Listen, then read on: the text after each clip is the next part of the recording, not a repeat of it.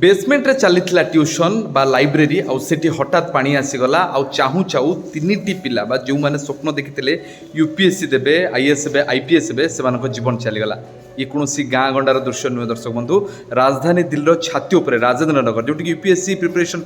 अनेक छात्र छात्री सारा देश जाती सेमती घटना बा से अंचल गतकाली ये घटनाटे घटी आप देखिपे इन्स्टिट्यूशन हठात केमती पानी आसूची आउ सेठी समस्ते बंद हो जाउछन्ती बा बंदी हो जाउछन्ती बाहर को बाहरी पाउनांती पानी प्रखर सो एते थिला एते परिमाण पानी थिला जे बड़ बड़ पिला जो माने कि पीजी स्नातक पढ़ती सी भली बयसर पिला माने बाहर को आसी पालेनी ये जो घटना दायी किए क्या दायी करवा आप जी दिल्ली सरकार अच्छी एमसीडी दायित्व अच्छी ताकू ना केंद्र सरकार बीजेपी जी की 15 वर्ष धरी एमसीडी दायित्व थिला दायी किए ना कोचिंग सेंटर दायी ना अग्नि निर्वापक व्यवस्था बा अग्नि श्रम विभाग दायी दिल्ली जे कि आपको जांच कर नथिला कोचिंग सेंटर को अनुमति दे नथिला बा अनुमति देबा कोनोसी आवश्यकता पड़ी नथिला दायी तो किए ही पारे दर्शक बंधु किंतु एभली घटना जे समस्त को सब व्यवस्था को एक प्रश्नवाची सृष्टि करिछि काली आपन सहित एमती घटना घटिबन तो आपन मतामत कौन शेयर करतु।